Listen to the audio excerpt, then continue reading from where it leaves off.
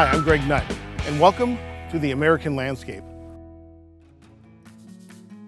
Welcome to today's road trip to Tonopah's Historic Mining Park. It's just 212 miles from Las Vegas, Nevada, 230 miles from Reno, Nevada, and 116 miles from Bishop, California.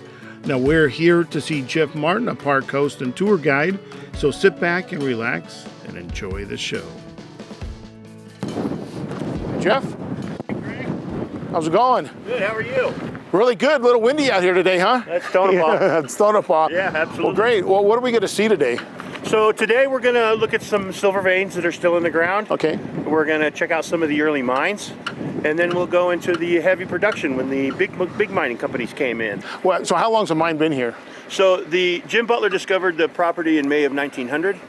By the end of 1901, he was selling his 8 original claims. 1902, the Tonopah Mining Company was formed. They operated on this property from 1902 to 1948. And then how long has this been open as a tour? So the property, the discussions for the property started in around 92. And then in the late 90s, it opened for a weekend tour. And then by the mid 2000s, it was doing 5 days a week. And now we're at 7 days a week. We're open every day, but federal and state and local holidays. Well, that's great. So if someone comes, should they be prepared to walk, or can you be taken around in a vehicle? How's that work? So we have self-guided walking tours, and we also offer guided Polaris tours, and that's what we're going to do today. Awesome. I like to be taken around. That'll work. That works for me. The property's 113 acres, so if you want to cover most of it, you can. It's easier to do it on a side-by-side. I bet. But it's a good walk. If you're a hiker, you can do it, if you're in shape. People who hike love this property because they can go from anywhere from 5,800 feet down below at the Burrow Tunnel to almost 6,400 feet up at the North Star Dump on the side of the mountain, and that gives you a fantastic view of Smoky Valleys. All right, well, let's jump into Polaris and see what you got to show us. All right. Yeah. So if someone comes and takes this Polaris tour, how much time do they need to So we plan usually for? do Polaris tours, and they usually take around an hour and a half to 2 hours, and they pretty much cover the entire property except the very upper section up at the North Star Dump. This will be our first stop, yes. Okay, all right.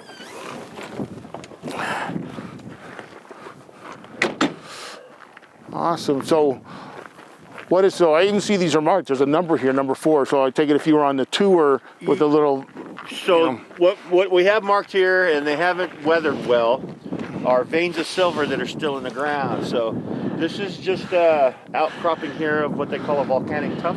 Can I borrow your little hammer? Can I get some out of there? Right. That's people probably do that from time to time. Yeah. So this is outcropping of volcanic tuff, and running through this volcanic tuff are these quartz veins. And wow. When you look at the quartz veins, you can see the discoloration in it, and that's going to be the silver. Okay. Probably a bit of gold in there too. This stuff here? So the grayish in it, that's going to be the silver. Okay. You see a lot of rust color on it. That's just iron staining, and that's kind of normal. Kind of a lead for them, actually, is looking for some of that iron staining. Because it's oxidizing in the air right now. In the ground, does it look like that too? Oh yeah. Yeah. Oh, okay. Yeah. All right. So Jim Butler, on his way to a place called South Klondike, which was about 10 miles south of here, he stopped and he stayed the night at the springs of Tonopah.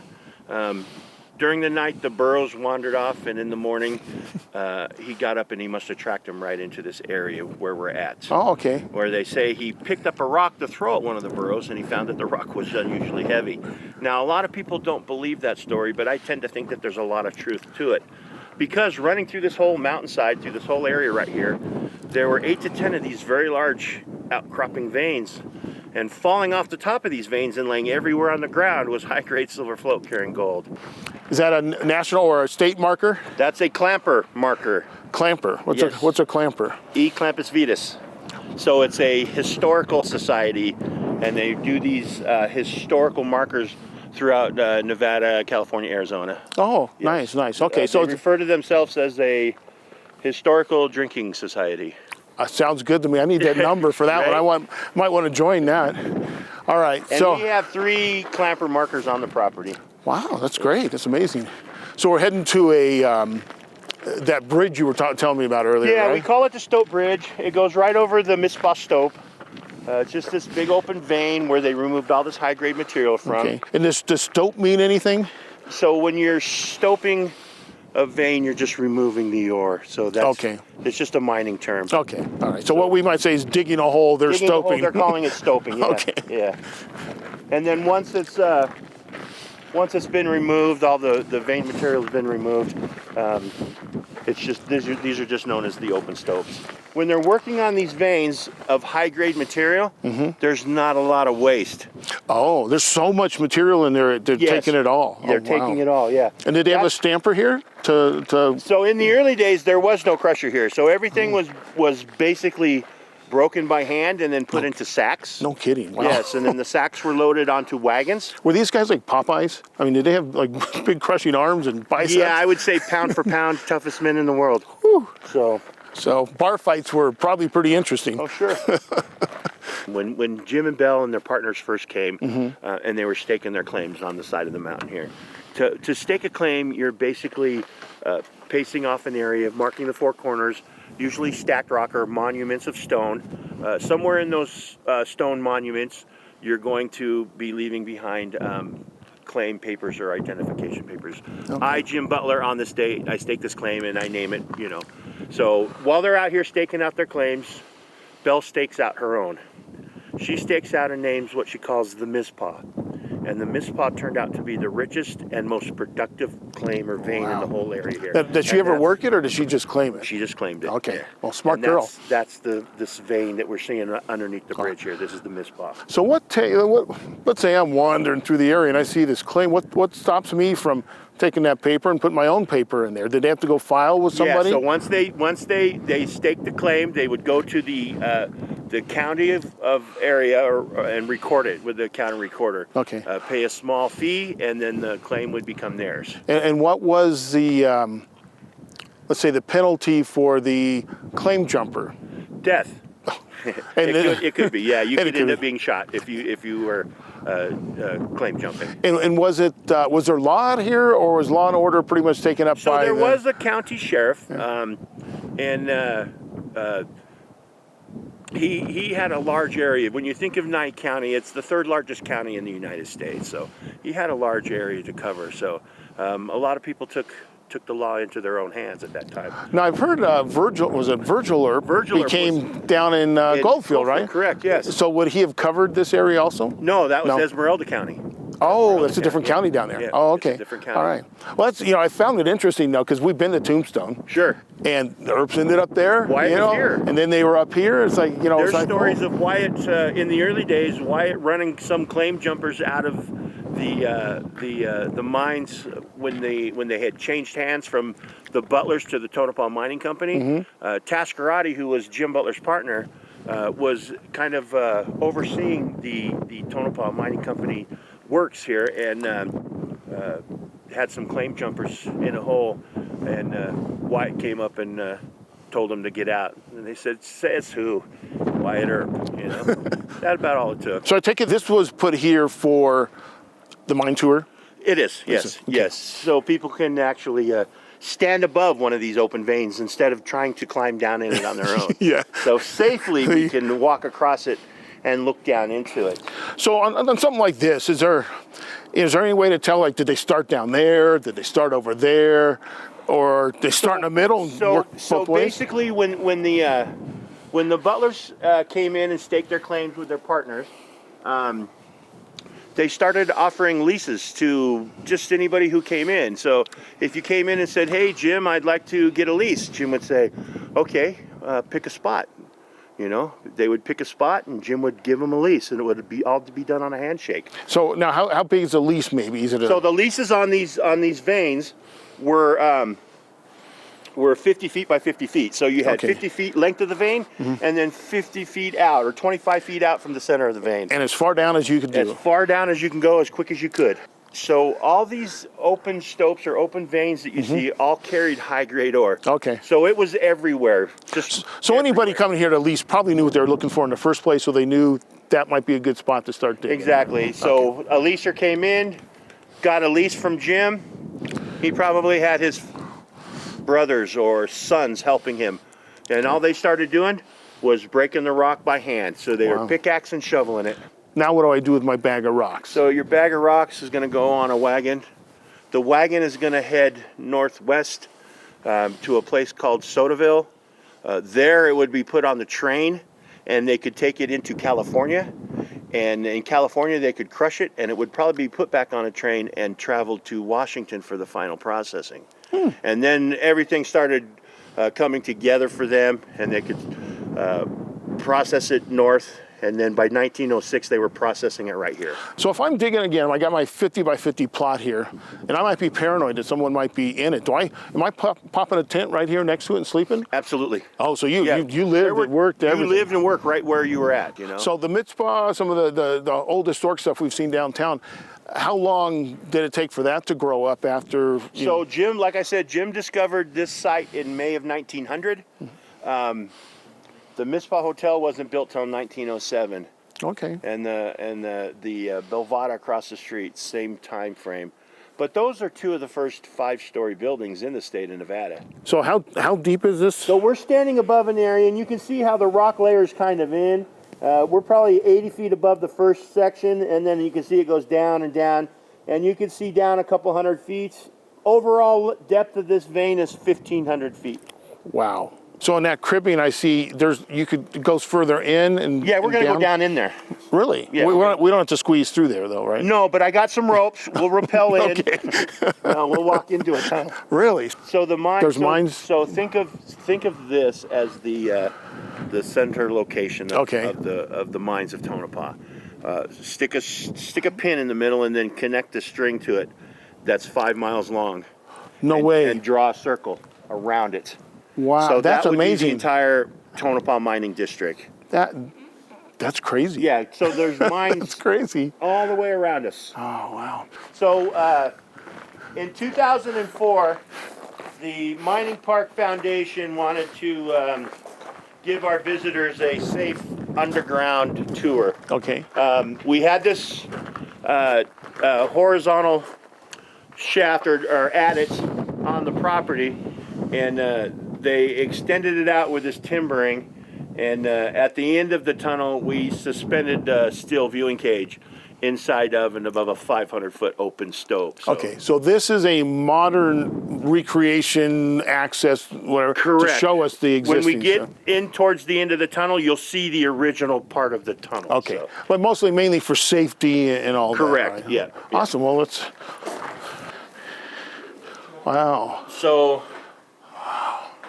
Our friends are here. Yeah, they're following us around. They followed the drone. They follow the drone. So this is what we were looking at when we were standing up there? Yeah, so when we were on the bridge, we were looking at the other end of this right here. That's amazing. So guys, now, would they... Ladders, maybe ropes hanging on to them? So they would have used ladders to climb in and out of these. And then there would have been... Like, did they just, get themselves like this and start hammering away? Or? So you can see they would put some of these timbers in the area, and there would have been planks nailed across them. Okay. And they would have used these planks as a platform, and then say a ladder came into the platform, and then another ladder down, and you can see there's more platforms. Oh, yeah. And they would just work their way down. And is that a pneumatic drill I see there? That's a stope drill right there. That's on a jack leg. And they would have used those when the money came in. Okay. They would have been using those to... Oh, there's another one over there, too. Yeah. Any paranormal stuff happening with those, or stories of the haunted mine, or... Absolutely. Yeah? Anything good? Anything you've seen? So I was a total skeptic before I moved to Tonopah. Okay. And I approach it like that. I want to believe. Yeah. Show me, and I'm still looking. So if it wasn't for my dogs, I would be a total non-believer. But my dogs made me see that there is something, Tonopah was known back in the day as the greatest, the richest, and the best mining camp in the world. Men came from everywhere to visit Tonopah for the boxing, for the entertainment, for the drilling contest. this was their place to come and spend their money and have a lot of fun. Wow. Why wouldn't they want to still be here? Right? Sure. Okay. So, yeah. So we have people that say they hear things in some of the mine shafts, specifically the Mizpah. I've heard things.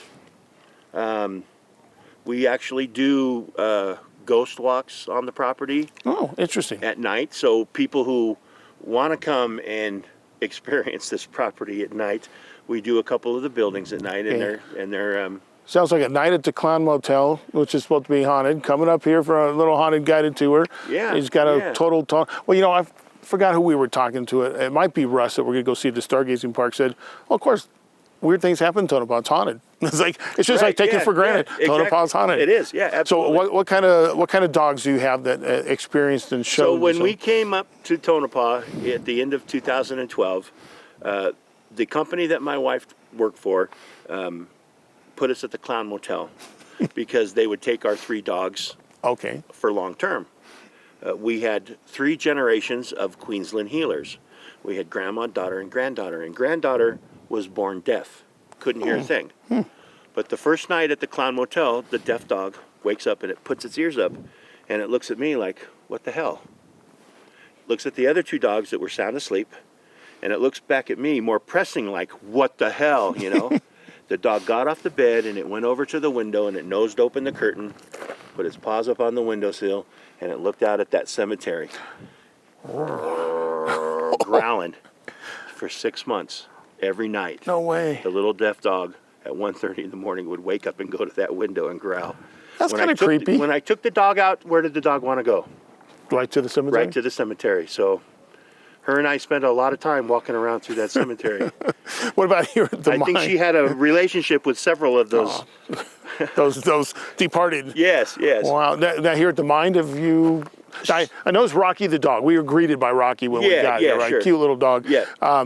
But have you personally seen anything here you thought was odd? So, in the wintertime, it gets really quiet up here, kind of cold. And all these buildings have their own personality. And a lot of it can be that, but a lot of it can be past residents of these buildings, Sure. So... Interesting. I like to hear, one thing great about ghost stories and go do these ghost walks sometimes in other historic cities, towns.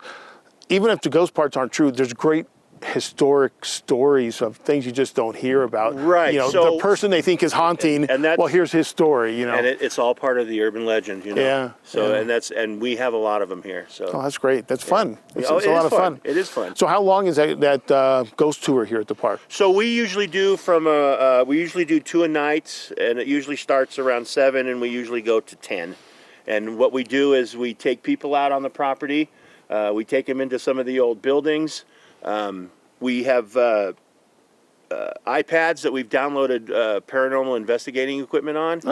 People are welcome to bring their own investigating equipment, and we go in, we tell them stories, and then we let them do little mini investigations in the buildings. Oh, it's fun. And is it a lantern tour, or you just bring your own flashlights? It's a dark tour. Dark tour. You have your own little flashlight, Awesome. because we don't want too much light, Sure. So, don't scare anybody away. We have been told to get out, Seriously? Absolutely. Well, that's creepy. Yeah.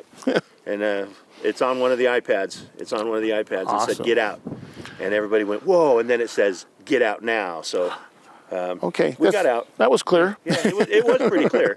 Yeah. All right. What to next? So we're kind of finishing up here in the early days of the mining in Tonopah. Okay. So now we're going to When you say early days, sorry to interrupt. So we're talking about the discovery days, the 1900 to 1902. Okay. And then we're going to go up to the Mizpah Hoist House. We're going to go to the big money days and the heavy production. Okay, and that starts about 1903, late 1902? Yeah, so when the Tonopah Mining Company took over in 1902, that's when the development of all these mines really started to take off. So we've gone from primarily wood structures here. Now we're looking at steel. So this is a big jump from what we saw down below there. So what we saw down below and at the bridge, as far as those the hand-operated lift, the windlass, and then the horse-drawn whim. This is steel, and this was one of the first steel head frames in the West. And it dates back to late 1902 and early 1903. I believe they built a steel one here because they knew they were going to be here for a little while. Yeah, the investment was worth it. But you mentioned when we were driving up some repairs, that's what you had to repair here? Yeah, so is concrete? In 2014, we were concerned about the integrity of the collar of the mine, and the collar of the mine is the opening. Okay. When the collar of the mine starts to deteriorate, the wood and the timbering start to rot, everything starts to fall into the mine, and the hole starts to open up. And we sent a camera down the mine shaft to inspect the timbers and kind of get an idea of the condition of it. As we sent it down, the camera went down, and it was looking down tunnels and drifts, and you could see tools and coats hanging on coat racks. You could see where miners had signed their names on the timbers and their tally marks where they were keeping track. Wow, there's even a skeleton about 250 feet Seriously? stuck on some timbers down there. Do we know who he is? Yeah, his name is Robert Plastico. He's a plastic skeleton. Oh. But, so that just gives you an idea. Yeah, it had me going there for a minute. The sense of humor of search and rescue. I'm going to say they placed him down there. So we're standing over a shaft on this metal grate that looks pretty deep. How far down is that? So we're standing on a hole right now that is 1,000 feet. The overall depth of this mine is 1,500 feet. Straight down? Straight down, yeah. So you go down 1,000 feet, you would get off this lift, you would get to another area and get on another lift and continue the rest of the 500 feet. And then it spiders out and all kinds of stuff? It spiders out all over the place, yes, absolutely. And there's probably multiple lifts below ground. Then you're just not sure because it hasn't been explored? I haven't explored it. Well, yeah. But I would say more than likely, there's lifts below ground that will take you the rest of the way. Okay, and then did I hear you say something that Howard Hughes had something to do with this site? Yeah. So when the Tonopah Mining Company, they operated, like I said, from 1902 to 1948. The property was shuttered for several years. A lot of people dumping trash on it and other things. But in the late 60s, Howard Hughes Suma Corporation, which was his mining operation, bought this property. Now, how involved was he? I mean, he's just got a guy that Howard Hughes was really involved in Tonopah. Kidding. He got married here once. Once? Yeah. And he had a lot of interest in it. Now, it could have been another one of those mining scams. He might have got scammed, but they were doing a lot of exploratory work here. Our visitor center, which originally was the powerhouse, his company actually turned it into a assaying lab, and they were doing large lab work in there.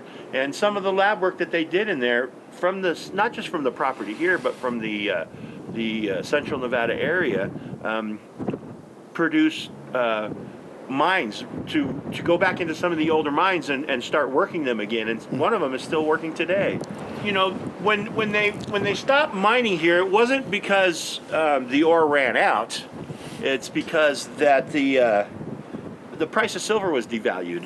Yeah. They were getting deeper. Like I said, this one's 1,500 feet. The deeper you get, the more it costs. The deeper you get, the more water you encounter. Mm-hmm. The more water you encounter, the more money it costs to dewater a mine. Yeah. That's really expensive. So did this building behind here support what's going on down below? It did. So we see the elevators above us. Mm-hmm. Connected to the elevators, you can see this cable.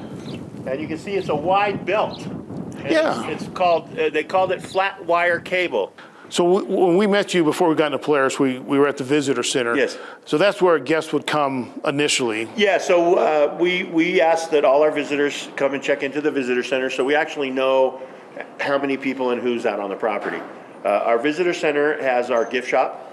It has the only movie theater in town. We show a 20-minute movie about the beginnings of Tonopah. And it also has a wonderful rock and mineral exhibit in the back room with some other artifacts and stuff. Oh, great. The building was originally the powerhouse. Okay, so in early 2021, what are the costs for coming to the mining So park? if you wanted to come and do a self-guided walking tour on the property, non-Nevada residents, adults, $5 each.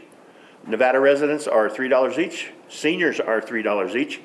And kids, 7 and under are free. 8 to 17 are $3 each. Veterans are free. Oh, great. Thank you for that. That's No, nice. thank you. And then Polaris Tours. Polaris Tours. Polaris Tours, 2-hour guided tour of the property.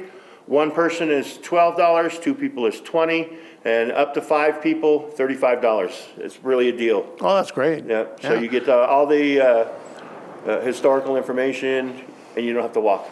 And yeah, mention how many acres this is again? It's 113 acres at 6,200 feet. So if you're not used to the elevation, most people can only make it a little bit. So. Yeah. And accessibility-wise, I take it there might be some limitations on like wheelchair access. So anybody who is disabled, we will put them in the Polaris and take them around on the property and do whatever we can to get them into what they feel comfortable doing. Oh, that's nice. Great. Okay. Wow. Well, Jeff, this has been great. Now, I'm guessing this is just a small bit of what a Polaris tour would be, right? We haven't covered everything. Right. So we would cover a lot more of the history and the information, and we did a pretty good job of it today. You know, sometimes you have to pick and choose what your guests would like to hear and see. Sure. Yeah. So you kind of try to feel it out like I did with you. What do you want to cover today? Yeah. And that's usually what we try to do. So now, does our tour include a ride back, or do we have to walk? You have to walk. Yeah. No, of course it includes a ride back. Jeff, I appreciate it. You're welcome. This was great. You know, sometimes we never know what we're walking into, but sure, this was wonderful. There's a lot to see here. I would have never thought Tonopah had so much to view. I mean, we've found 3 filming locations, and you know, obviously this is the biggest one. But yeah, awesome. So that'll wrap it up here at Tonopah. Thanks, Perfect. Jeff, and You're welcome. I will Thank hitch that ride. Okay, perfect. It's not uncommon cold winter night to be 19 below zero. So remind me not to visit in the winter. Yeah, the wind is what is the killer. You know, I bet. It's what really. So that wind is kind of, let's say, a trademark of the area. It is. You know, so Tonopah is an Indian word for greasewood water or little water or brush water, but I think it means wind.